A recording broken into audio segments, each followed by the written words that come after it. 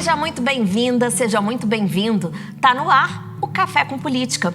O videocast da JF-TV de hoje é sobre a importância das eleições municipais. É claro que faltando 12 dias para o pleito, este programa de uma emissora público-legislativa não poderia fugir ao tema. E para bater este papo hoje comigo, estão aqui a doutora em Ciência Política, a Cristiane Jales de Paula, e o pós-doutor em História, Antônio Gasparetto Júnior. Ambos são professores da Universidade Federal de Juiz de Fora. A Cristiane é do Programa de Pós-Graduação em Ciências Sociais e é também diretora do Centro de Pesquisas Sociais. Ela atua com ênfase em teoria política, em pensamento político brasileiro e em justiça, cidadania e direitos. Gasparetto, por sua vez, é professor do mestrado profissional em administração pública, também na UFJF, além de professor credenciado da Escola do Legislativo da Câmara Municipal de Juiz de Fora. Tá na hora, então, de tomar um café aqui com a gente, prestar atenção nesse nosso episódio, enquanto a gente conversa de política e município.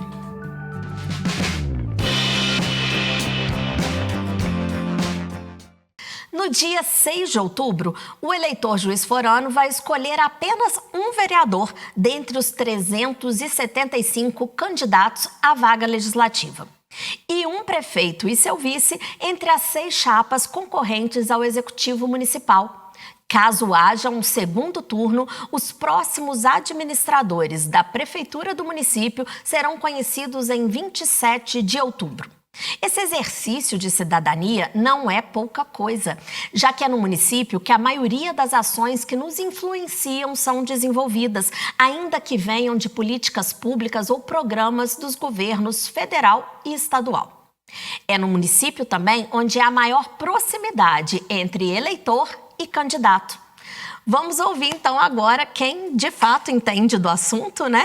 Será que isso aí, essa introdução, é de fato verdade? Essa importância das eleições municipais, né? São aquelas eleições que tratam, que você vai ali, tá escolhendo a pessoa que de repente vai cuidar ali do buraco da rua, né? Do serviço público na cidade, de transporte público, né? É a lâmpada queimada na frente da sua casa e por aí vai, né? Por isso que eu creio que que são eleições que estão tão diretamente relacionadas à nossa rotina, ao dia a dia. Cristiane, muito bem-vinda. Gasparetto, muito bem-vindo também. Vou começar dando a palavra para a Cristiane, tá? E depois a gente escuta o Gasparetto a esse respeito. Muito obrigada pelo convite, um prazer estar aqui. Eu acho que a introdução foi muito feliz, porque é isso mesmo. As eleições municipais, elas são as eleições que estão mais próximas do dia a dia de qualquer cidadão, de qualquer pessoa, né? Porque se você pensa na eleição estadual e principalmente na eleição federal, eles já falam para um conjunto de problemas que não necessariamente nos atingem no imediato. Eu acho que a grande diferença da eleição municipal, porque ela fala do cotidiano, do imediato da vida de cada pessoa, né? Então, não é só a questão da iluminação, né, do buraco da rua, mas é também de qual é a saúde que você terá, qual a educação que você terá, porque essas são políticas que as grandes diretrizes, elas são feitas em Brasília, por exemplo, mas que quem implementa, quem toma conta da escola, quem funda, quem cria, quem abre, quem se dedica ali no dia a dia de um posto de saúde, é a prefeitura, às vezes um vereador que consegue um recurso para melhorar uma determinada escola, um posto de saúde. Então, não é só o cuidado com a cidade no sentido das questões da infraestrutura da cidade, da mobilidade da cidade, né? Mas é também esses direitos sociais que nos são garantidos pela Constituição e que na cidade, né, que eles efetivamente se encontram, onde eles se efetivam. Então, acho que a eleição municipal ela é extremamente importante por essa razão. Né? Vamos voltar aí. Gasparetto, então, até do ponto de vista assim, histórico também, né? Nessa visão aí de historiador, que vem a ser sua primeira formação, né? Sua primeira graduação. Como que você enxerga isso, né? Você não, como que a história enxerga essa questão das eleições municipais? Em primeiro lugar, muitíssimo obrigado pelo convite, é um prazer, uma honra participar do programa. Eu concordo com tudo que a professora disse também, porque, em primeiríssimo lugar, muito mais do que viver em um país ou viver em um estado, a gente vive em uma cidade. Né? Então, é na cidade que a gente lida com os problemas imediatos da nossa vida no cotidiano, para além de muitos debates de questões que são ideológicas ou outras mais que afetam uma nação, de uma forma geral, e para suas variadas pluralidades que existem dentro de um território nacional. O território do município é onde você tem um impacto direto da sua vida no cotidiano. E por conta disso, essa construção histórica da vida no município, ela é fundamental para compreender como que a vida em torno de você ocorre, né, politicamente, administrativamente falando, para que o cidadão e a cidadã tenham acesso a recursos mínimos de condições de apresentação dos direitos sociais na sua prática, né, de conseguir acesso a práticas de lazer, de saúde, de cultura, de educação no dia a dia. Então, historicamente, como você perguntou agora há pouco, né, historicamente é importante demais olhar para o seu município, olhar para a sua cidade e entendê-lo como foco principal da sua atuação enquanto cidadão e cidadã, para a mudança de um cenário, de um contexto um pouco maior. A partir do seu espectro mais localizado, conseguir entender e modificar um pouco mais a existência numa amplitude um pouco maior. Está me ocorrendo uma coisa aqui agora, em relação, desde lá do Império, não sei se eu vou falar besteira, hein? Mas desde lá do Império, a gente já tinha representantes municipais, correto? Ou seja, a gente tinha um imperador, a gente não elegia esse imperador, obviamente, né? Mas a gente tinha governantes, legisladores no município. Correto? É isso mesmo? Sim. Do ponto de vista mais técnico dos cargos, efetivamente, essa ideia de ter prefeito ou prefeita é bastante recente do ponto de vista histórico, né? É porque a gente tinha o chefe do legislativo, ele também era o executivo, né? Era Exatamente, tudo numa pessoa exatamente. só. Né? Até o começo do século XX, em Juiz de Fora, por exemplo, que a gente está tratando, a cidade, até o começo do século XX era o tal do presidente do legislativo ou que ocupava o cargo máximo, que exercia também a função de executivo.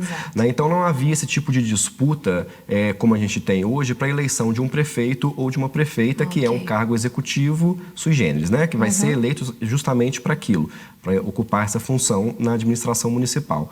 Então, essa construção ela acontece com o passar do tempo, na medida em que se estabelecem muito claramente as esferas municipal, estadual e federal, com as suas respectivas determinações de cargos para o executivo e legislativo.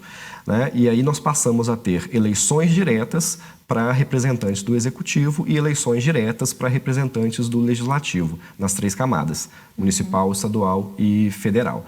Mas desde o começo da nossa administração enquanto nação, né, enquanto país, a partir de 1822, como você bem disse, embora não houvesse eleições para certos tipos de cargo, como, por exemplo, a liderança máxima do país, que seria, no caso, o imperador, né, uma característica de nascença, já que se trata de uma condição de monarquia hereditária, nós tínhamos ainda alguns outros cargos que eram ocupados eventualmente pelo voto, né, sendo que dentro de um contexto mais específico em que o voto não era acessível a todo mundo também, né, como no caso do legislativo, né? Mas em certas condições a eleição estava aberta para alguns dos cargos. Eu acho que um ponto importante também é que historicamente o papel que o município vai ter, né, no arranjo federativo brasileiro, ou seja, no lugar que ele tem na distribuição das funções e de poderes, muda muito ao longo do tempo. E o marco fundamental é a Constituição de 1988. Né? Então, até então, você até tinha a figura de alguém que administrava um município. Mas tanto que uma das questões é que essa figura, durante um bom tempo, ele teve ligada a algumas famílias, a alguma liderança, às vezes política de âmbito estadual ou até federal, e ele não tinha autonomia. né? Então, essa transformação que acontece em 1988 é exatamente o momento em que os municípios, eles efetivamente alcançam autonomia e uma importância similar ao Estado na distribuição dos poderes no Brasil. Até então, o município ele tinha, e os seus representantes, ele era muito pouco autônomo, ele podia muito pouca coisa.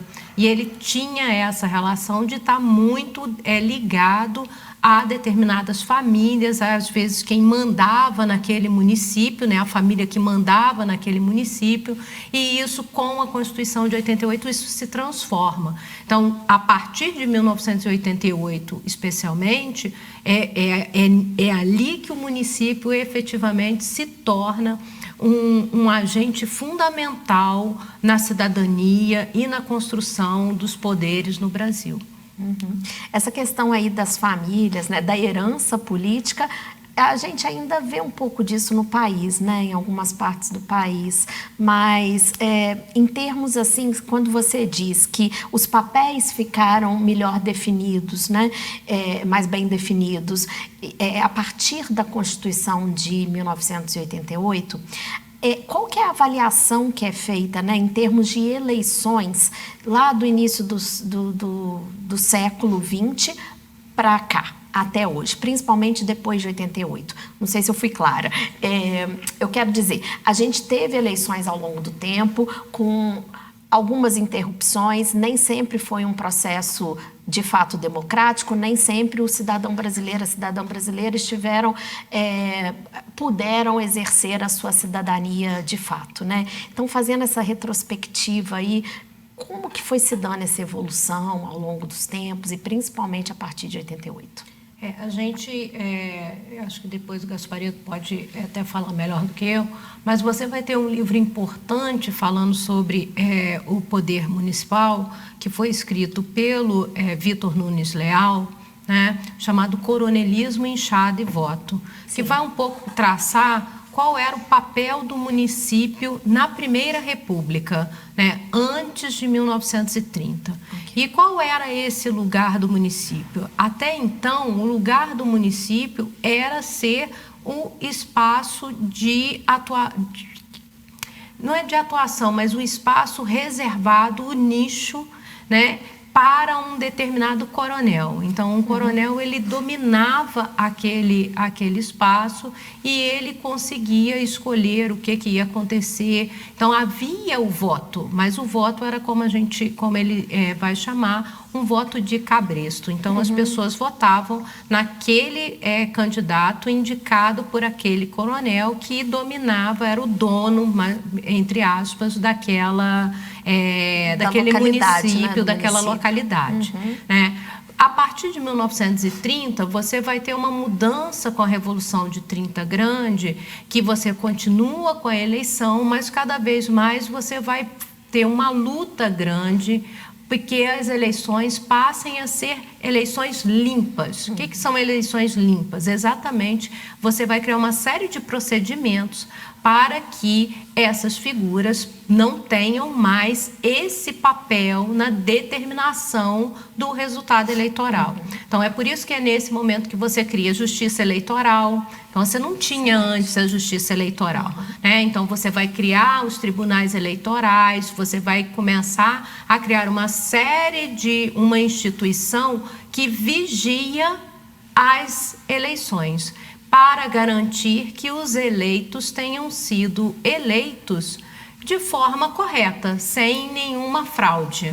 Né? Então, isso acontece em todo o período de 46, 64, né? Já começa nos anos 30, porque a disputa não estava muito no município, né? A disputa desse governo, foi um governo autoritário, principalmente de 37 a 45, ela se dá no plano estadual e no plano federal. Então, o município não foi o espaço da disputa política.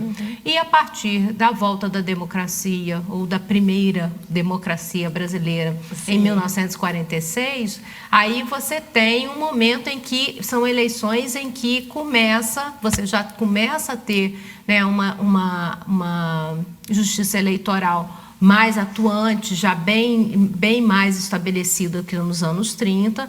Então, você começa a ter grandes disputas nos municípios. E você tem uma expansão, nesse momento, do direito de voto para pessoas como, acho que Gasparetto foi muito feliz, falou, se você não tinha no período imperial, o colégio eleitoral era muito pequenininho, durante 1946 a 1964, ele também é pequenininho, mas ele se expande muito nesse momento, porque você começa a ter um avanço de educação pública e, com isso, as pessoas passam a poder votar, porque só podia votar quem era alfabetizado. Então, quando você amplia a alfabetização, você consequentemente também ampliou o colégio eleitoral, o número de pessoas que podiam votar, os votantes. Então, esse movimento, isso vai transformando o Brasil. Aí, em 64, você tem um fechamento, né? Um fechamento que é um fechamento, né, das eleições no plano federal, ou seja, você passa a não ter mais eleições diretas para presidente da República, e para alguns municípios também você deixa de ter eleições diretas. Em vários continuam, mas aqueles que são considerados municípios de segurança nacional, um exemplo, Volta Redonda, por conta da empresa, da CSN. Da CSN, né? Ali você já não tem, ali você vai ter um prefeito indicado pelo regime militar. Sim. Então, você vai ter esses processos que vão restringindo, em parte, a participação, até quando você retorna, né, no início dos anos 80, aí você volta a ter, novamente, as eleições diretas para os municípios, né? Governo de Estado, município, e apenas em 89 para a presidência da República. Então, esse movimento todo, ele é um movimento, ou seja, a gente... Depois de 88 e 89, que efetivamente você, nesses anos, né, os 30 anos, você tem essa estabilidade, né, em termos de cada vez você ampliar mais o colégio eleitoral e cada vez você ter mais estabilidade para que as pessoas, a democracia liberal representativa, ou seja, o voto, ele se torne algo do cotidiano das nossas vidas, ou seja, não é uma rotina. A cada 2 anos a gente está na urna votando. Sim. E se a gente fizer um corte, na verdade, entre começo do século XX e começo do século XXI, conforme você nos instigou agora há pouco, a gente vai perceber muitas diferenças entre esses dois cenários, né? Diferenças que são naturais pela passagem do tempo. Mas eu ressaltaria pelo menos algumas aqui que nos permitem diferenciar o que existe hoje de prática legislativa, prática da eleição, prática democrática e do começo do século XX. A começar pelo fato que a gente mencionou aqui agora há pouco, que na eleição municipal não havia uma figura de executivo a ser votada, como existe hoje.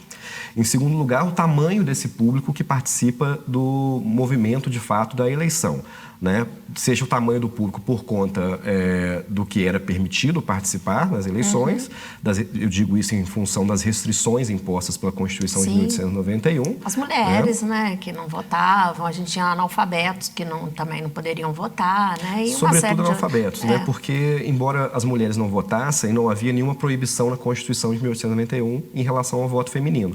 Não havia nenhuma linha na Constituição que dizia que as mulheres não podiam votar, né? Isso era uma prática estabelecida por um ambiente amplamente dominada pela política masculina, né? Pelo homem. Então, não havia uma proibição expressa na Constituição ao voto feminino. Tanto que elas votaram, sim, em alguns momentos, e inclusive durante a própria Primeira República, as mulheres não só votaram, mas foram eleitas. Né? Nós tivemos até experiências de primeiras mulheres a serem eleitas no Brasil, ainda durante a Primeira República, na vigência dessa mesma Constituição. Mas, com o passar do tempo, essa oficialidade do voto feminino foi incorporada e explicitamente apresentada. Então, também o voto feminino foi incluindo um alargamento da possibilidade do campo de eleitores, né? Do começo do século XX para o começo do século XXI. Para além disso, o papel do município no começo do século XX, como bem disse a professora, era um papel de município formador não só do ambiente local, mas do ambiente estadual e do ambiente nacional, compondo uma grande e vasta rede de dominação daquilo que se denominou como política dos governadores, que partia de uma raiz municipal, onde havia um campo de domínio de uma política mandonista, né, dominada por coronéis, que influenciavam os votos que eram abertos, né, e por isso a expressão voto de cabresto, né? Os votos eram abertos, eram controlados em uma eleição que não era clara, transparente ou, como se diz recentemente, auditável, né? É uma expressão muito recorrente. Então, esses votos eram facilmente fraudados durante a Primeira República e isso fazia parte de uma máquina que movimentava uma engrenagem para eleger os representantes do Estado em conformidade com a presidência da República, com o governo federal, para que tudo isso caminhasse mais ou menos junto. Não quer dizer que não houvesse oposição naquela época e que não fosse possível eleger membros da oposição, mas havia uma engrenagem que funcionava a favor da ordem vigente, né, da manutenção do status quo. E o município tinha um peso muito grande nisso, sobretudo porque nós éramos muito mais um país rural do que um país urbanizado e a presença desses chefes de zona rural, né, desses coronéis, era muito mais atuante, muito mais forte nessas zonas rurais, impondo seus desejos de voto, impondo a eleição de seus representantes. Então, pelo menos diante dessas características, dessas circunstâncias, nós temos diferenças muito grandes para o que é uma eleição municipal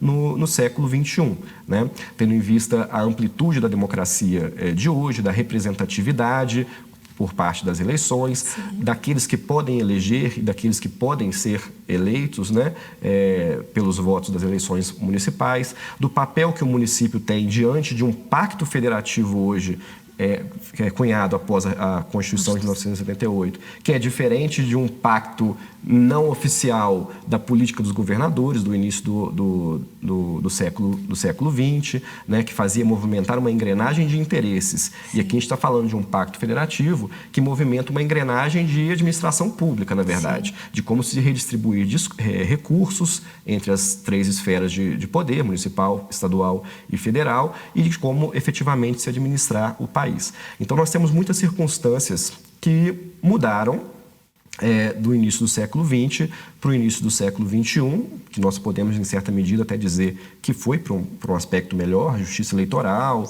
a melhora no procedimento democrático do nosso país, ainda que com cortes durante esse tempo entre o início do século XX e agora, né, alguns retrocessos incluídos em todo esse processo, né, nós temos alguns elementos de melhora e temos alguns outros elementos que são fruto do tempo, né? Então, características do início do século XX, características do século XXI, que fazem hoje um processo eleitoral seja localizado no município, ou seja de âmbito maior, no caso de eleições nacionais ou estaduais, que são características do nosso tempo, com a evolução tecnológica, como é o caso da ampla influência de hoje, das redes sociais, nos processos de eleição, né? Então, há cortes entre esses dois períodos que nos levam a distinções grandes. O nosso país, ele ainda historicamente falando, um país muito jovem, né? Estamos nesse processo de evolução ainda, mas, de fato, o que a Cristiane falou, a Constituição de 88 foi um divisor de águas muito grande, né? Aí o Gasparetto entrou agora, Cristiane, nessa questão aí de campanhas de redes sociais e tudo mais, né? Então vamos dar esse salto aí para agora, 2024. Falando aqui de Juiz de Fora, o nosso município, né? A gente está aí com 375, salvo engano. Isso. Né? 375 candidatos à Câmara Municipal de Juiz de Fora, que a partir do ano que vem vai contar com 23 vereadores ao invés dos atuais 19. Esse número, é um número grande, a gente sabe que é um número grande de candidatos, né? Isso pode ser, ao mesmo tempo, benéfico para o processo, né, de oportunidades, né, mas pode gerar também alguma confusão aí na hora da escolha, já que, né, a gente é bombardeado de informação o tempo todo. Dá para fazer alguma análise nesse sentido? Eu acho que essa é uma questão difícil, porque a gente tem, historicamente, especialmente a partir dos anos 90 para cá, você está tendo uma série de reformas eleitorais, né, reformas políticas no Brasil, que buscam fechar o fechamento da arena da competição eleitoral no Brasil. Essa eleição é uma eleição, nesse ponto, ela é muito sui generis. Por quê? Porque é uma eleição que todo o país, você já percebe a diminuição no número de candidatos. Por quê? Porque uma série de regulamentações que foram sendo criadas, especialmente a cláusula de barreira, né, ela está provocando que os partidos, né, eles tenham tomado a decisão de diminuir o número de candidatos para lançar candidatos mais viáveis. Né? Ou seja, eu prefiro apostar no número menor que possa ser eleito do que trazer um número enorme de candidatos, muitos que às vezes vão ter 1, 2, 3, 4, 10, 20 votos. Ou seja, eles vão participar, mas eles, na verdade, não têm nenhuma viabilidade eleitoral. Sim. Então, essa é uma primeira consequência, efeito muito claro dessa última legislação, que é essa de diminuir a fragmentação partidária no Brasil. A gente tem um número enorme de partidos, muitas legendas. Então, é por isso que agora a gente já está tendo, né, a criação das federações, ou seja, um conjunto de partidos que comungam da mesma espectro ideológico. Eles estão se reunindo e criando a ideia de federação, e você vota na federação, você já não votaria mais nem no partido. Então, você tem atualmente uma transformação muito grande no que será, né, essa competição. Eu acho que a questão da informação, como o eleitor se informa para votar, essa é uma questão muito complicada, porque às vezes você imagina que há muita informação disponível, mas aquilo que o eleitor, quando você vai nas pesquisas, né, do campo da ciência política, saber com quem ele se informa, muitas vezes ele se informa com alguém da sua família. Então são os círculos mais próximos, aonde ele busca informação para poder fundamentar o seu voto. Né? Então, não necessariamente o fato as redes sociais, elas são importantes, porque muitas vezes elas fazem com que círculos menores fundamentem, né, às vezes com desinformação, né, um fundamento para alguém votar. Mas não é que a pessoa ela não faz isso apenas pelas redes sociais, mas porque ela tem esse círculo mais próximo, mais íntimo, que vai ajudando ela a fundamentar o seu voto. Então, acho que essa é uma questão importante. No plano local, né, a gente fala, desde o início está falando da proximidade, né, ou seja, do cotidiano. Muitas vezes você conhece, é diferente, por exemplo, do presidente da República. Não é qualquer um que conhece o presidente da República, mas a chance que a gente tem de conhecer o vereador, de conhecer até o prefeito, é muito maior no plano local do que você tem no plano federal. Tá? Então, isso significa que você tem os candidatos que são ligados a um bairro, porque moram naquele bairro, conhecem as pessoas que moram naquele bairro, e é isso que fundamenta muitas vezes o voto dessas pessoas naquele candidato. Então, acho que Juiz de Fora é uma cidade muito grande, né? Às vezes parece que não é, mas Juiz de Fora é uma cidade maior do que Lisboa, do que algumas capitais europeias, né? Então, você ter este número, de certa forma, não sei nem se a gente pode ter alguma noção se ele é representativo ou não da diversidade da cidade, já que é uma cidade tão grande, né? Então, de certa forma, acho que você pensar que 300 pessoas concorrem, 370 e poucas concorrem, né, para a diversidade da cidade, uma cidade que é bastante espalhada no território, né, ocupa um território também longo, um território muito diverso também, ainda com uns bairros que são ainda rurais, né? Com alguns bairros muito densos em termos de população, alguns bairros com grandes problemas, né, de ocupação que ainda não está regularizada. Sim. Então, você tem uma diversidade muito grande na cidade. Então, eu acho que o número em si, ele fala muito pouco se é representativo ou não. Teria que realmente fazer um estudo para saber quem são esses candidatos todos, de onde que eles estão vindo, sim, se eles são concentrados, assim como a cidade, em alguns bairros, né? Eles também representam a própria densidade populacional que a cidade tem em alguns bairros, né? Enquanto outros, mais afastados, você vê que tem uma população menor e que, portanto, talvez não tenha nem representação aí disputando. Né? Aí a gente teria que um pouco estudar esses candidatos. Uma boa ideia para pesquisa, hein, professores? Sem dúvida.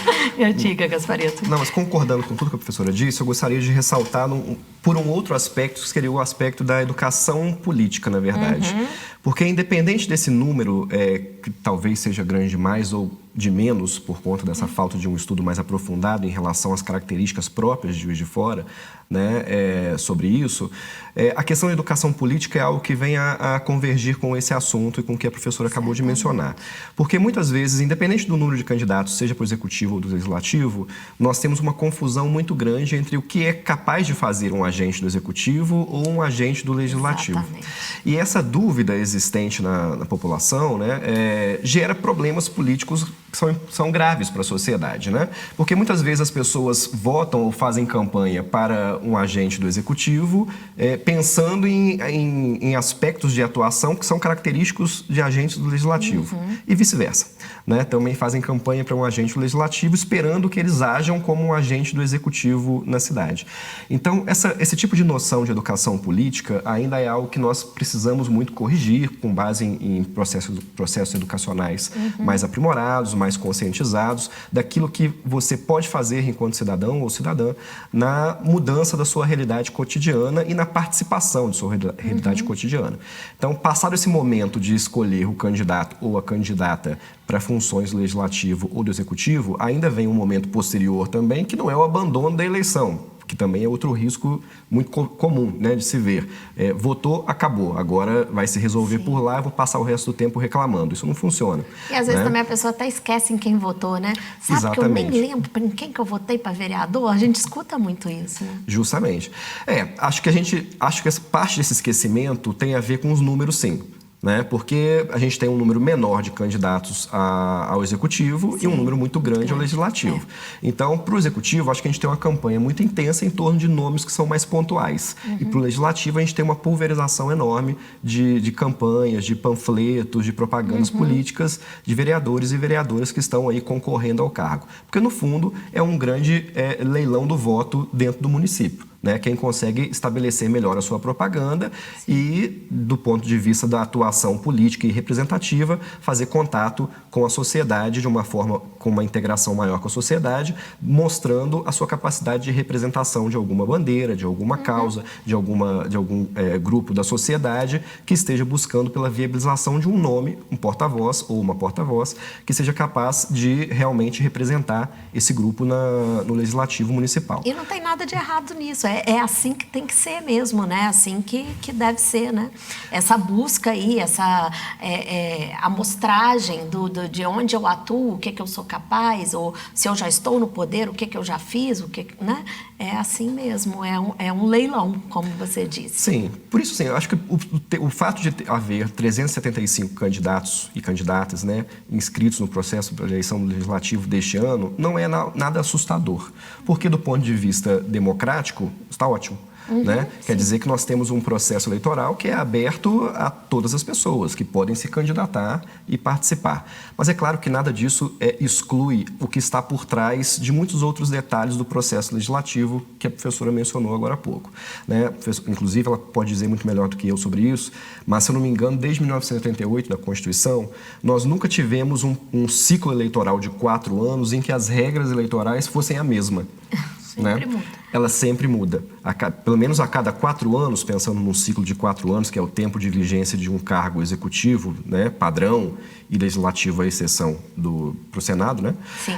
Nós temos como tempo padrão. Então, nunca há uma repetição dessas normas eleitorais. Há sempre uma mudança. A gente está vivendo agora... No intuito de melhorias mesmo, né? No intuito de maior transparência ou maior qualidade.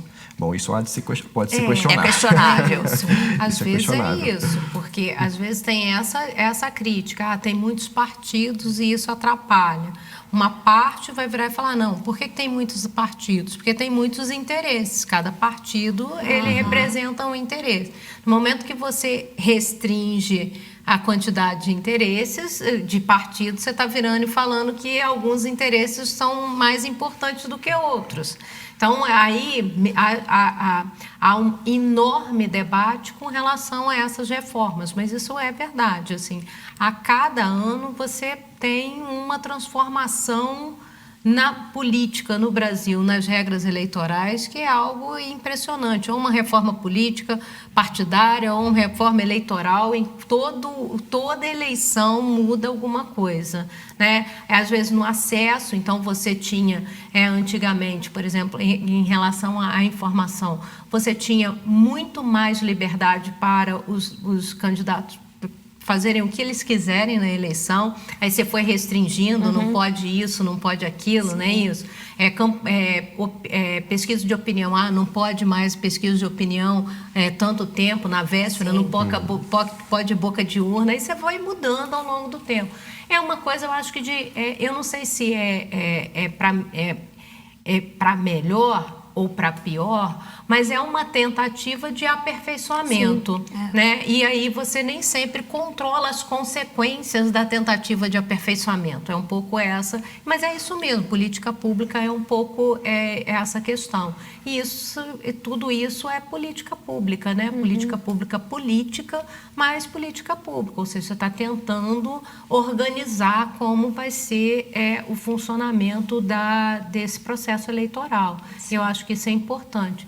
Eu queria só retomar um ponto que eu acho que é muito fundamental do que ele falou, né, que é o ponto da educação política, e que eu acho que, além de só confundir o que faz o legislativo e o executivo, de não saber as funções de cada um, acho que até mais grave é confundir as atribuições dos poderes e imaginar que, no âmbito território dos poderes, né? Imaginar que o prefeito pode fazer só aquilo que o presidente pode fazer ou o governador, não saber afinal, cada esfera de poder tem atribuição para fazer. Então, muitas vezes você vota em alguém achando que um vereador vai fazer algo que só um deputado federal, um senador pode fazer. Sim. Ele não tem atribuição para fazer.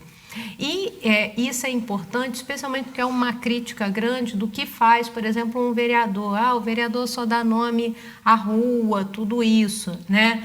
Por quê? Porque realmente as atribuições que um vereador pode fazer para proposição de lei o espaço é muito menor do que o espaço de um deputado federal, por exemplo.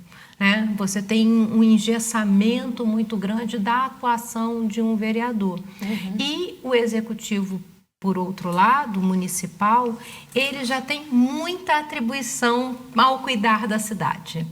Então, de certa forma, tem um descompasso nesse peso de um executivo, né, que ainda ocupa um espaço muito grande de atribuição no município, e um legislativo que tem menos atribuição do que o executivo. E isso causa confusão na população. Por quê? Porque a população ela não tem mecanismos na educação regular, né, de educação política. E hoje ainda está uma complicação, porque você fala de educação política, muitas vezes os professores são acusados de estar doutrinando as crianças, né? Então você está... É polêmico, né? A gente está num período complicado aqui, porque mesmo você falar de quais são os poderes da atribuição de cada poder, muitas vezes isso leva as escolas a serem acusadas de doutrinação. Então, o que tem acontecido? As escolas, cada vez mais, elas têm se recusado a falar sobre política, com o receio de que falar sobre política, ou seja, a gente, na verdade, em vez de estar enfrentando o problema dessa educação política, a gente está ampliando ainda mais, né, essa desinformação e essa falta de conhecimento, porque acho que é muita falta de conhecimento mesmo. Essa educação política, ela não precisa ser feita só no âmbito escolar, mas é importantíssimo que fosse feita, sim, né, sem politicagem, mas que fosse feita da maneira correta na educação mesmo, né, na educação básica no nosso país. E aí eu ia perguntar justamente isso. Como, o que deve ser feito? São campanhas públicas mesmo? Aqui fazendo até uma meia-culpa, a mídia, somos nós jornalistas, né? Aqui na Câmara Municipal, como somos jornalistas da Câmara Municipal, a gente vira e mexe, está tentando fazer isso, principalmente em períodos eleitorais, anos anteriores. Já fizemos séries falando dessas questões, né, das atribuições, do poder do voto e tudo mais. Vez ou outra, campanhas através de pílula também, né? Conheça a Câmara, o que se faz, olha o que os vereadores da Câmara fazem pela cidade, né? É uma tentativa meio assim enviesada de educação política, né? Não nos cabe também educar, né? Não é a mídia, não é ao jornalista que cabe aí essa questão da educação, mas óbvio que se pode contribuir, né? Mas como chegar aí, como promover essa educação política, né? Que eu acredito também que deva ser, estamos aí caminhando para o fim do programa, mas acho que vale abordar isso. A educação política não só do eleitor, mas também do candidato, também do político, né? Que às vezes concorre ali na melhor das boas intenções, mas não sabe como é o processo todo, como vai se dar a engrenagem a partir do momento que é eleito. Né? Acho que os candidatos deveriam ter todos essa consciência também de como que é o sistema. Eu começaria te respondendo isso a partir da própria responsabilidade que candidatos e candidatas têm em suas campanhas. Porque muitas vezes nós vemos campanhas de candidatos e candidatas que fazem discursos extrapolando suas próprias capacidades. Um exemplo disso, que é muito evidente, é quando se faz campanha para o executivo falando sobre segurança de uma forma, de tal forma que extrapola suas capacidades. Porque... Você fala para o executivo municipal. Sim, no município, Sim, né? Porque a incumbência da segurança é de uma polícia militar estadual que não é gerida pelo município, não é gerida pelo prefeito ou pela prefeita, né? Quando candidatos ou candidatas fazem campanha focando-se demais na segurança pública e não deixam claro ao eleitor e à eleitora de que não é função dele e não é competência dele ou dela administrar a polícia militar, eles contribuem também para a falta de educação política da população. Sim. Né? Então, essa clareza na transmissão da mensagem à população, ela também é responsabilidade dos candidatos e das candidatas. Né? Também é preciso haver um compromisso ético de candidatos e candidatas que, às vezes, sabem e não praticam propositalmente, porque isso mobiliza votos, isso mobiliza elementos políticos, né? Sentimentos políticos em torno de alguma candidatura, mas fazem isso de forma desonesta, porque não é responsabilidade daquele agente do executivo que é municipal, mas é estadual. Mas, para além disso, completando com a sua... E às vezes tem, de repente, até uma ignorância desse candidato também, né? Às vezes não é saber. simplesmente Acho que acontece ambas as coisas, né? O que é terrível também, porque também demonstra a incapacidade daquele candidato ou candidata em executar sua própria função, que seria aquela, se ele for eleito, né? Ou eleita. Então, é a própria incapacidade em exercer a função pretendida, nesse caso. Bom, para além disso... eu mencionaria também que existem várias formas de educação política que são praticadas, inclusive aqui na Câmara Municipal de Juiz de Fora, que tem um programa muito legal de receber as escolas públicas do município, para trazer estudantes aqui, conhecer a Câmara, visitar o plenário, acompanhar uma audiência pública, acompanhar debates. Então, existe essa possibilidade aqui. Eu conheço a Câmara, né? A gente esqueceu de mencionar que o Gasparetto também está com essa galera aí, com a galera jovem, com os adolescentes, né? Que estão tendo a sorte aí de ter o professor professor Gasparetto também.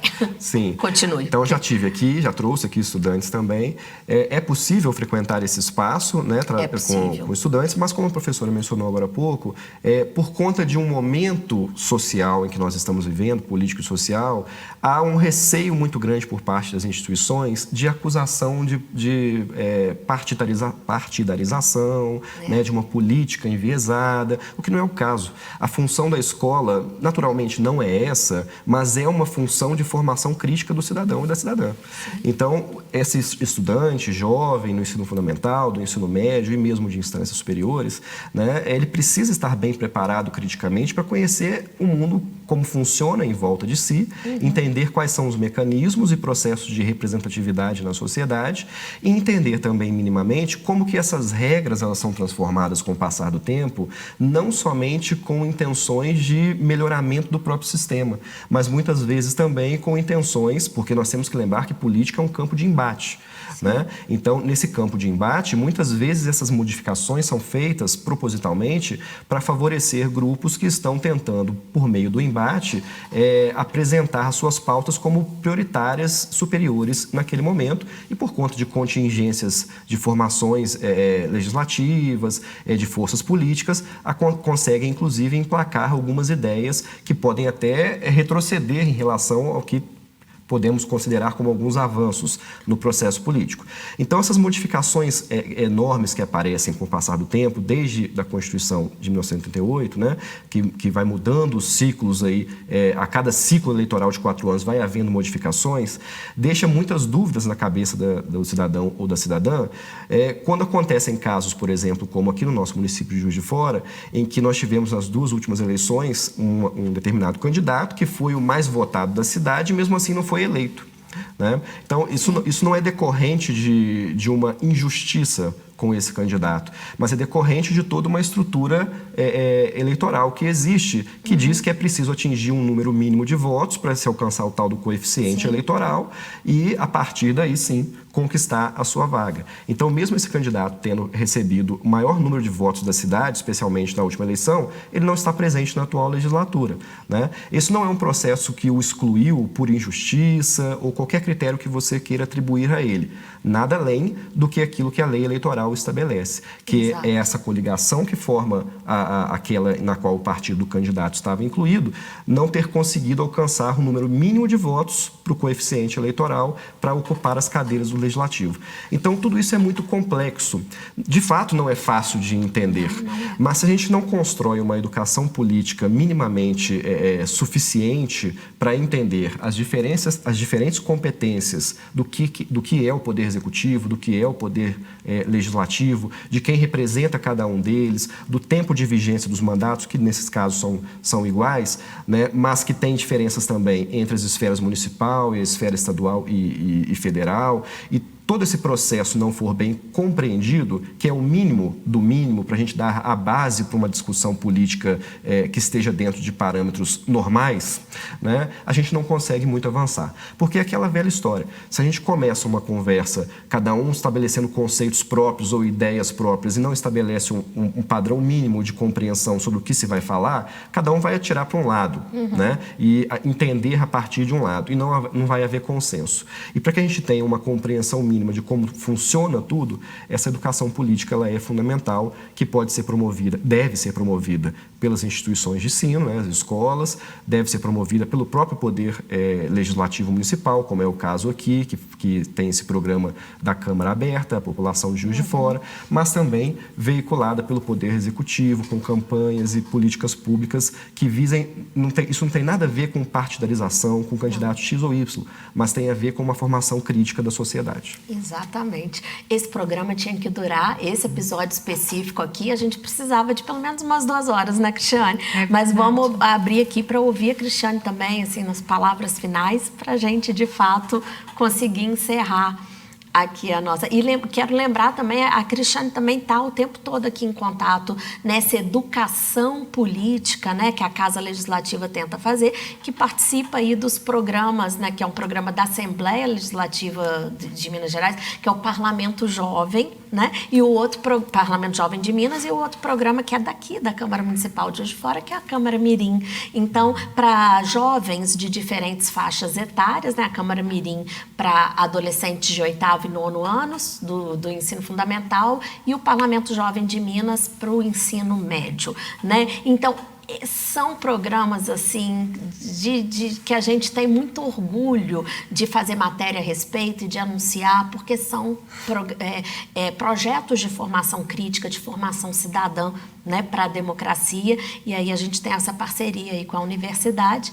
E além disso tem o Conheça a Câmara, que o Gasparetto mencionou muito bem, que não é só para as escolas, é qualquer pessoa, grupo de idosos ou um grupo de determinada família que queira vir aqui pode entrar em contato com a Câmara Municipal e agendar. Achei oportuno aqui para a gente dar essa informação para a população. Então vamos lá, Cristiane, sua fala.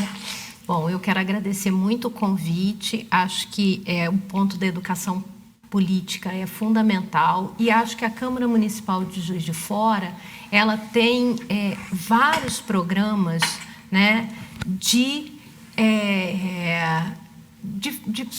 ela promove essa aproximação da população com a Câmara Municipal, porque não é só esse básico comum que é importante, é também essa aproximação.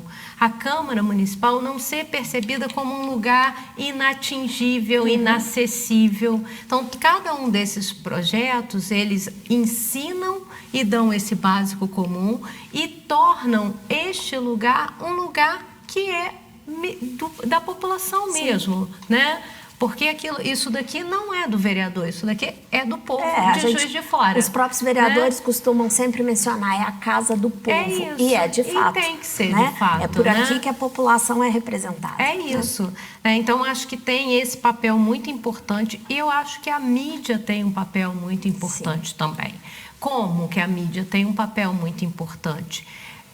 É menos como um educador, mas fazendo um pouco isso que o Gasparetto trouxe muito bem, que é tentando ser ético na mensagem que é transmitido, tentando não transmitir falsa informação ou desinformação. Acho que esse é um papel muito importante da mídia, né? Que ela precisa ter clareza e também ter esse básico, porque muitas vezes os jornalistas também não conhecem esse básico, como funcionam os poderes, qual é a atribuição e competência de cada poder, e sai opinando e aí produzindo uma bola de neve, né? Porque aí isso vai aumentando, porque aí as pessoas acreditam no que eles falam, eles dão uma informação falsa e assim você vai. Então, acho que é muito importante também, acho que muitas vezes saber, né, que às vezes a gente tem que ter um pouco, baixar a bola, falar, não, tem que correr atrás aqui para saber se o que eu estou falando está correto. Eu acho que é muito nesse sentido, né? E eu acho que essa eleição é uma eleição muito importante para Juiz de Fora. Por que uma eleição importante? Porque você terá um conjunto novo de vereadores. Você ampliou, né? A partir do ano que vem, você terá um número maior de vereadores na casa. Eu acho que isso é muito importante, que a população de Juiz de Fora não pense apenas isso, que eu acho que foi muito bem tocado no prefeito, mas olhe também para esse conjunto de vereadores que será eleito, sabendo que tem isso, né? Que a eleição do Legislativo, as regras são diferentes da do Executivo, né? Nem sempre quem tem mais voto leva, porque tem, né, a questão do quociente partidário. Então, os partidos contam na hora de pensar na eleição municipal, e estadual e federal, quando a gente fala para o Legislativo. Acho que essa é uma informação importante a ficar. Mas quero agradecer muitíssimo, foi um prazer enorme, muitíssimo, aprendi demais. Obrigada. Eu também aprendi muito, viu? E quero mais, quero outros programas, outros videocasts, assim, que venham cursos também, né? Cursos através de pessoas como vocês, né? Cursos abertos à população é o que a gente mais deseja. Obrigada também, tá, Gasparito? Mais uma vez, uma honra. Uma honra toda minha de estar aqui no programa. Um prazer enorme participar, estar com a professora pela primeira vez aqui no programa, um prazer. Também aprendi muitíssimo, muito obrigado. E eu só queria encerrar da minha parte deixando a mensagem da tal da ética da autoridade pública.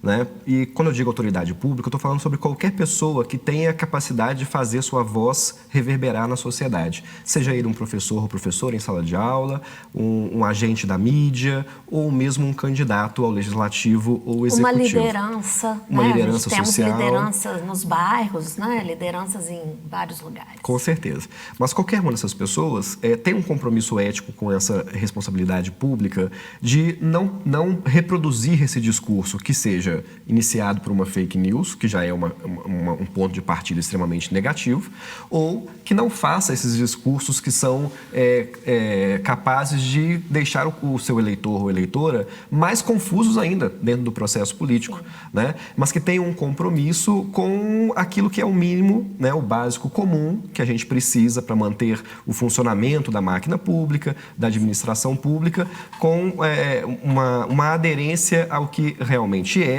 para que dê opção aos eleitores e eleitoras de agir, atuar e se representar dentro desse sistema da forma adequada e não causando uma confusão na cabeça das pessoas, né? Porque é a partir daí que nós temos uma confusão, inclusive, entre o que é fake news e o que é um desconhecimento, que vai aumentando essa tal bola de neve e vai nos tornando mais difícil ainda a vida para quando a gente precisa definir o que é competência de um, o que é competência do outro e o que é capacidade do cidadão ou cidadã de reclamar, né?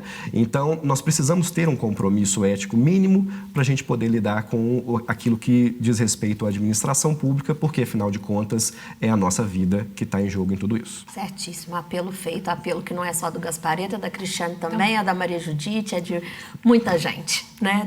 Acho que da população como um todo. Pessoal, extrapolamos aí bastante o nosso tempo, mas eu estou bastante satisfeita. Eu acho que você também que conseguiu assistir até aqui, participar deste bate-papo, também se beneficiou muito. Muito obrigada pela audiência. Lembrando que todos os episódios do Café estão lá no YouTube da Câmara Municipal de Juiz de Fora. Um forte abraço para todos. Até a próxima.